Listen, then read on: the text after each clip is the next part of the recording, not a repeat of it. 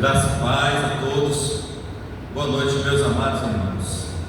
Prazer, né? Poder estar com os irmãos, poder ser instrumento do Senhor nesta noite e assim compartilhar a palavra de Deus.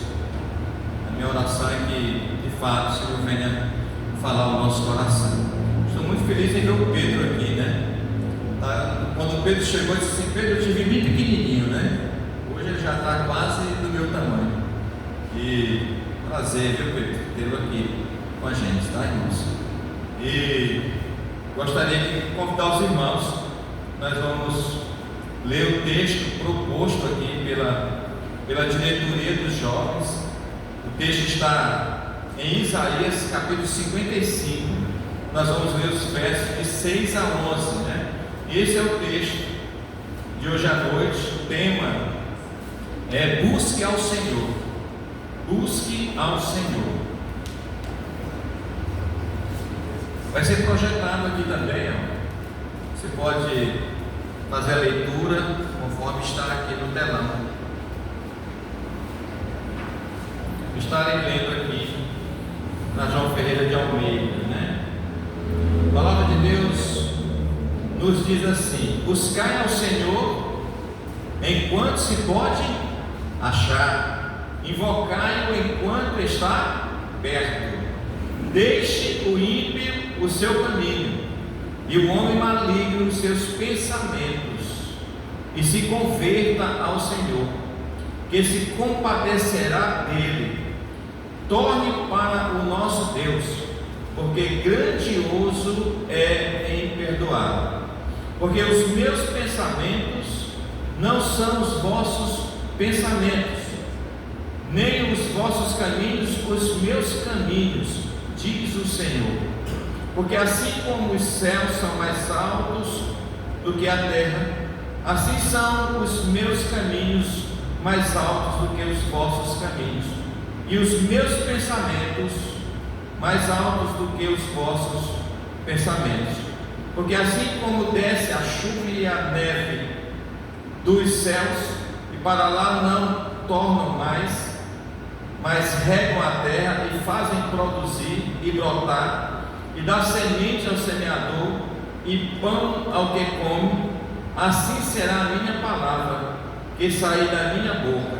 Ela não voltará para mim vazia, antes fará o que me apraz e prosperará naquilo para a que a enviei.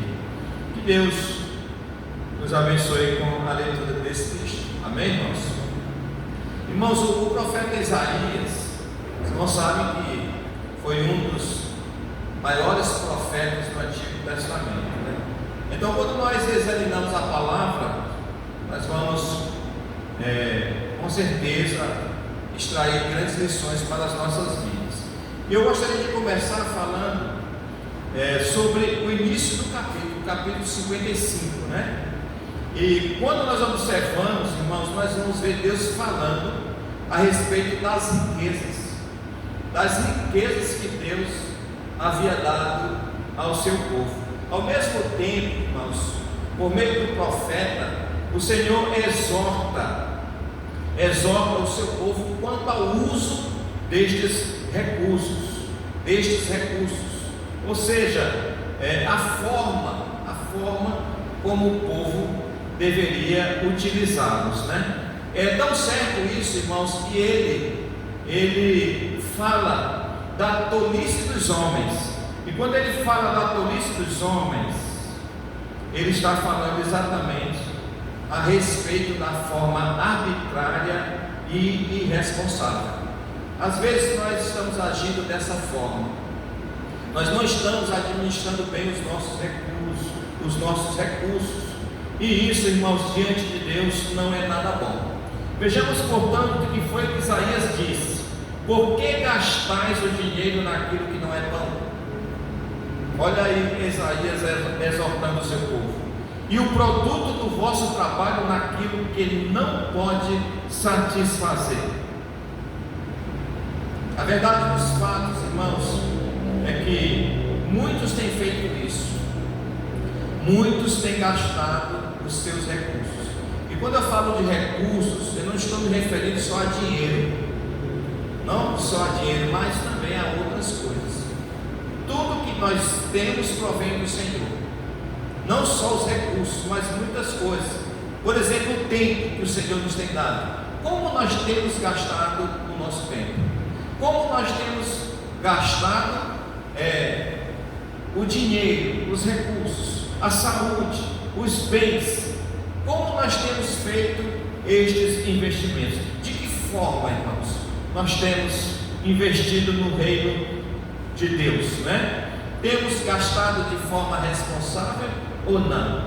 Cabe, portanto, uma reflexão a cada um de nós. Foi, portanto, diante deste cenário, irmãos, que o Senhor então nos desperta, né?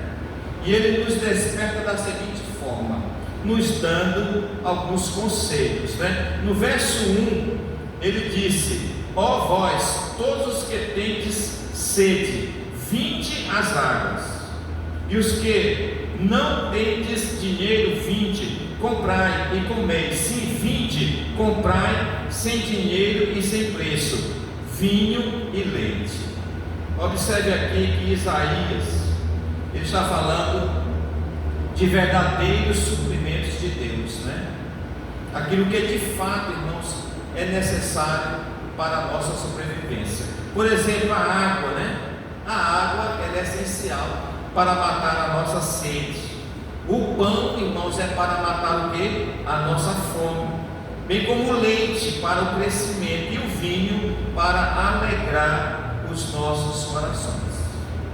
Nós sabemos que há outros nutrientes também que são importantes para a nossa vida, mas aqui ele fala apenas destes. Ele fala da água, ele fala do pão, ele fala do leite e ele fala do vinho.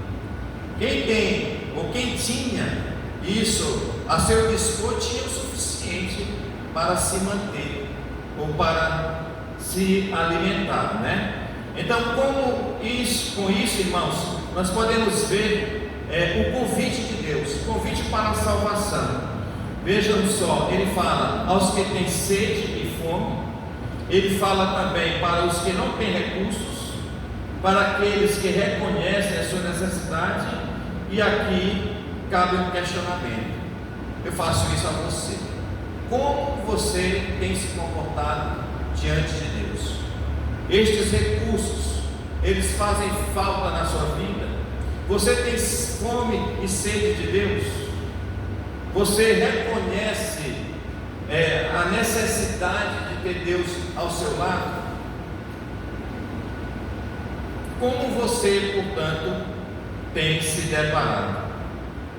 Irmãos, nós sabemos que só Jesus tem poder para suprir verdadeiramente as nossas necessidades. E quando nós falamos de necessidades, irmãos, isto inclui a necessidade física, isso inclui as necessidades emocionais e espirituais. Só Deus tem poder nos céus e na terra para preencher as necessidades de todos nós, né? E quando eu falo isso, eu estou incluindo todas elas, não só a carência de pão, não só a carência de água, não só a carência de leite, né? Não só esse tipo de carência, mas todas as carências que envolvem o ser humano. E aí nós entramos na questão física, nós entramos na questão emocional e também nas questões espirituais. Agora, para que isso aconteça na nossa vida, irmãos, nós precisamos recorrer ao Senhor. Nós precisamos reconhecer que precisamos de Jesus. Nós precisamos reconhecer que temos sede, não só sede de água, mas sede de Cristo. E nós sabemos que Jesus, Ele é a água viva, né? O texto diz que aquele que receber a Cristo, né, do seu interior fluirão o quê? Rios de água viva. Então Jesus, ele sacia a sede, Ele mata a sede do homem, não só a sede de água, mas a sede espiritual. Então cabe a cada um de nós reconhecer a Cristo, né, como este que mata não só a sede, mas também que mata a fome. É aquele que atende às nossas necessidades por completo. Sem esse reconhecimento da graça de Deus, será impossível ao homem ser restaurado, irmãos. Somente o sangue que Jesus derramou é que podemos ser restaurados, porque o sangue de Jesus foi o sangue da propiciação, né? Em 1 João 2,2 está escrito: e Ele é a propiciação pelos nossos pecados, e não somente pelos nossos, mas também pelos de todo o mundo. É por isso, irmãos, que nós devemos buscar ao Senhor. Devemos buscar em sua totalidade, né? Como diz aqui o verso 6 e 7, né? Nós devemos buscar ao Senhor. O verso 6 e 7 diz assim: buscai ao Senhor enquanto se pode achar, invocai-o enquanto está perto. Deixe o ímpio seu caminho e o homem maligno os seus pensamentos, e se converta ao Senhor, que se compadecerá dele. Torne para o nosso Deus, porque grandioso é em perdoar. É nesse sentido, irmãos, que nós devemos buscar ao Senhor, né? Porque quando buscamos corretamente ao Senhor, Ele atende verdadeiramente as nossas necessidades. Há muitas pessoas buscando a Deus, mas buscando de forma errada, né? Tem gente que busca a Deus nas religiões, tem gente que busca a Deus apenas por interesses, apenas por isso, mas não buscam a Deus buscando um compromisso com Ele. Então há muitas pessoas buscando a Deus de forma errada, né? Jeremias, ele nos ensina, né? Em Jeremias 29:13: buscar-me-eis e me achareis quando o quê? Quando me buscardes de todo o vosso coração. Nós devemos buscar a Deus, irmãos, diligentemente, com responsabilidade, né? E isso nos faz lembrar de Daniel. Daniel era aquele homem que buscava a Deus. Em Daniel 9:3 fala que ele orava ao Senhor. Ele tinha uma intimidade muito grande com Deus, e ele costumava orar ao Senhor 3 vezes ao dia. Isso é importante, porque às vezes nós esquecemos até de orar, né?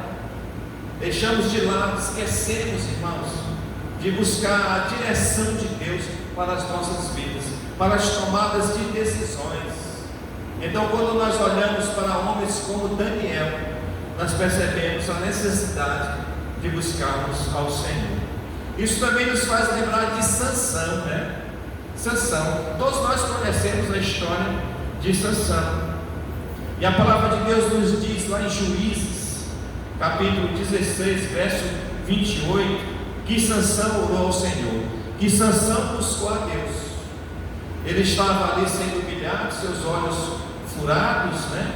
E ele trabalhando em um moinho, e ele pede a Deus, em sua oração, para que Deus renovasse o quê? As suas forças, e assim pudesse ele se vingar de seus inimigos. Então, quando nós olhamos para homens como estes, nós vamos perceber a necessidade que temos também de buscar a Deus.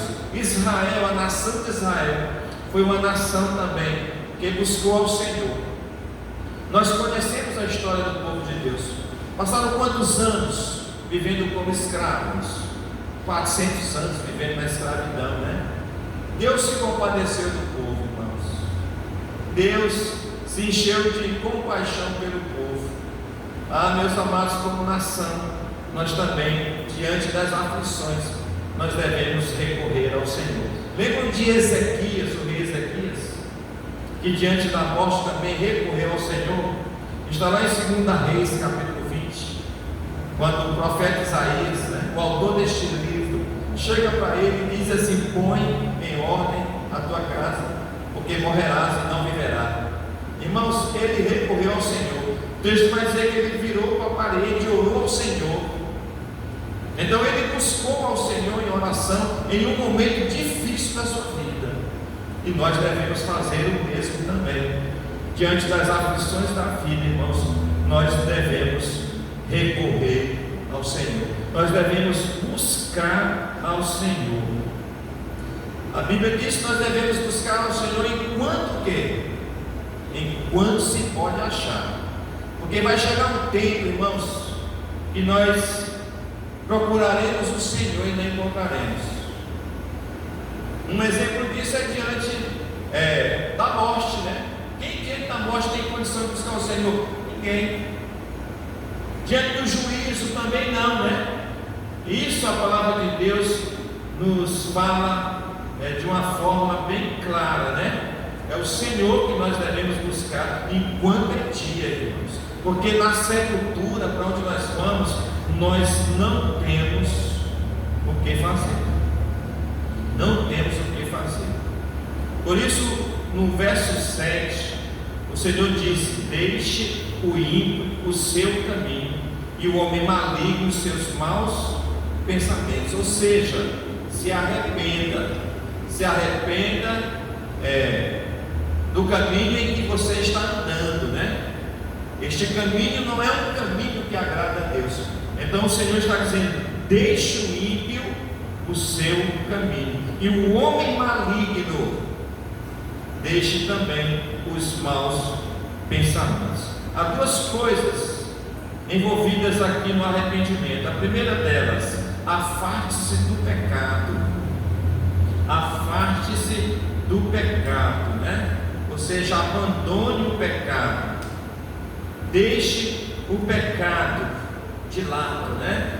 Deixe o pecado, se afaste do pecado, né? O ímpio deve deixar verdadeiramente o seu mau caminho e não dar nenhum passo, irmãos, em direção a ele. A mudança ela deve ser completa. A mudança deve ser também na mente, né?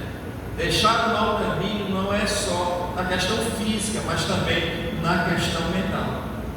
Às vezes nós estamos desfrutando de uma boa comunhão, mas o pensamento está longe, o pensamento está distante de Deus, e aqui ele está dizendo: deixe este mau pensamento também. Então, quando nós falamos em deixar, nós nos referimos ao deixar de uma forma física e também de uma forma emocional. A Bíblia diz em Tiago 4,7: sujeitai-vos, pois, a Deus, resisti ao diabo, e ele fugirá de vós, né? Achegai-vos a Deus, ou sujeitai-vos a Deus. Resistir ao inimigo, porque ele anda ao derredor, ele fica procurando uma brecha, né, na nossa vida. Então nós precisamos fechar todas as brechas para que o inimigo não venha se aproveitar. Nós precisamos resistir às astutas ciladas do diabo. O verso 7 diz: deixe o perverso o seu caminho e busque ao Senhor. Deixar, irmãos, implica em dar meia volta, né? Se converter. E essa conversão ela deve ser pessoal. Essa conversão ela deve ser genuína e radical. Ninguém aqui vai se converter pelo outro, né? Não. Cada um deve fazer a sua avaliação e tomar a sua própria decisão de mudar de atitudes e mudar de pensamentos. A segunda coisa aqui, irmãos, é aceitar verdadeiramente o chamado de Jesus. O Senhor disse em Mateus 11:28: vinde a mim, todos vós que estáis o quê? Cansados e sobrecarregados, e eu vos aliviarei. Então nós temos aqui o chamado de Jesus. Nós temos aqui o convite de Jesus a todos nós, a todos aqueles que estão cansados, todos aqueles que estão estressados, sobrecarregados. E eu sei perfeitamente como é que é a vida de um jovem, principalmente a vida de um estudante, né? É uma vida, né, cheia de estresse, são muitos compromissos, tem que estudar bastante, né? A pressão dos pais, são muitas coisas, e isso também nos deixa cansados. O cansaço não é só o cansaço físico, né? Mas também o cansaço emocional. O Senhor nos faz um convite, né? Vinde a mim, todos vós que estáis cansados e sobrecarregados. A outra maneira, irmãos, é crer em Jesus, né? Nós precisamos aceitar o convite e precisamos crer em Jesus. Ele vai dizer em João 3,16: para que todo aquele que nele crer não pereça, mas tenha o quê? Mas tenha a vida eterna, né? Paulo diz ao carcereiro, né? Lá em Atos capítulo 11, né? Creia em quem? No Senhor Jesus Cristo, e serás salvo. É preciso aceitar o convite de Jesus, e é preciso crer em Jesus. Somente assim, irmãos, nós seremos transformados pelo poder que emana de Cristo. Só Ele tem o poder. Só Ele tem o poder de convencer o homem do pecado, do juízo e da justiça. Só Ele tem esse poder. A nossa missão é compartilhar a palavra, mas é Ele que convence o homem. A decisão individual é individual, a conversão individual é individual. Cada um prestará contas de si mesmo ao Senhor. O fruto da conversão, irmãos, é a vida no lugar da morte. Em João 10:10 diz que o ladrão veio senão roubar, matar e destruir. Jesus disse: eu vim para que tenham vida, e vida com abundância. A vida com abundância é a vida eterna. Quando o homem se converte, irmãos, ele é transformado pelo Espírito Santo, né? O velho homem morre, uma nova criatura ela surge. Portanto, Paulo, escrevendo aos Coríntios, na sua segunda carta, no capítulo 5, no verso 17, Paulo diz: portanto, pois todo aquele que está em Cristo, nova criatura é. As coisas velhas o quê? Se foram, já passaram, e eis que tudo se fez novo. O estar em Cristo aqui, irmãos, é ter a Cristo como seu Senhor e como seu Salvador. E isso transcende o nosso pensamento e a nossa compreensão humana, né? Porque só Deus tem esse poder de transformar alguém, tirar um homem da lama, né? E firmar os pés na rocha que é Cristo Jesus. Só Ele tem esse poder de mudar, né? Transformar as pessoas. A personalidade nós nascemos com ela, mas o caráter, irmãos, esse pode ser transformado. E é isso que Deus faz na nossa vida quando nós verdadeiramente nos convertemos, quando verdadeiramente entregamos nossas vidas a Deus, quando verdadeiramente aceitamos o que? O chamado de Cristo, e pela fé nós entregamos nossas vidas ao Senhor. Foi por isso, irmãos, que o profeta Isaías disse no verso 8 e 9: porque os meus pensamentos não são os vossos pensamentos, irmãos. E de fato não são, né? Os pensamentos de Deus não são os nossos pensamentos. Os caminhos de Deus não são os nossos caminhos, irmãos, né? Os nossos pensamentos e os nossos caminhos estão neste mundo, estão na terra, né? Nós estamos pensando mais nas coisas terrenas, nas coisas materiais. Nós estamos mais preocupados com este mundo do que com o mundo futuro, né? Estamos mais focados na terra do que naquilo que é espiritual. É por isso que os nossos pensamentos, os nossos caminhos não são como os caminhos e os pensamentos do Senhor, né? Nós sabemos que os pensamentos de Deus estão relacionados ao alto, estão relacionados aos céus, estão relacionados àquilo que é espiritual, bem diferente da gente. Nós estamos presos neste mundo. Nós queremos vencer apenas aqui. Nós nos sujeitamos apenas a este mundo e esquecemos que nós temos um mundo diferente, né? O nosso mundo não é este, né? A nossa casa não é esta.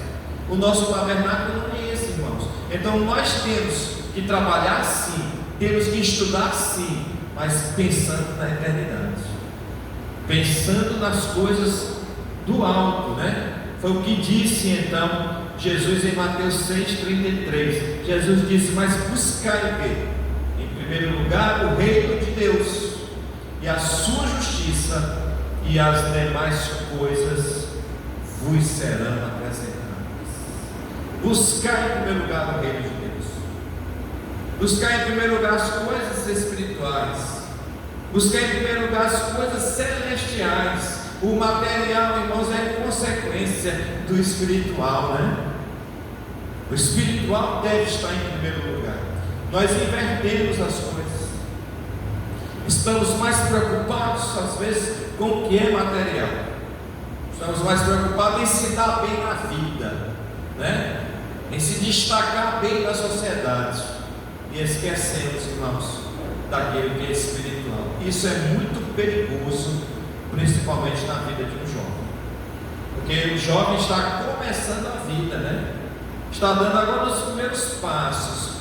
E quando nós estamos dando os primeiros passos, as propostas aparecem de todos os lados, de todas as formas, né? As propostas do mundo, irmãos, elas são que atraentes, né? Mas a gente sabe que o fim é amargo, né? E o fim é a morte, né? O Senhor disse que o caminho que conduz aos céus é estreito, né? Bem estreito. São poucos os que passam por este caminho, mas o caminho que conduz ao inferno, irmãos, ele é largo. E são muitos, diz a palavra do Senhor, são muitos os que andam por este caminho. Então nós precisamos aprender a filtrar, né? E pensar exatamente como Cristo pensou e como o Senhor pensa, né? Os pensamentos são diferentes, totalmente diferentes. Por exemplo, a questão do perdão. Eu estava conversando com a minha esposa recentemente sobre isso, sobre o perdão, sobre a dificuldade que as pessoas têm, irmãos, de perdoar, de entender o perdão de Deus. Às vezes as pessoas pensam que falta ainda alguma coisa, né? Alguma coisa.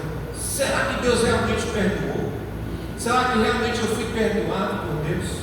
Há muitas pessoas que têm dificuldades de entender o perdão de Deus, né?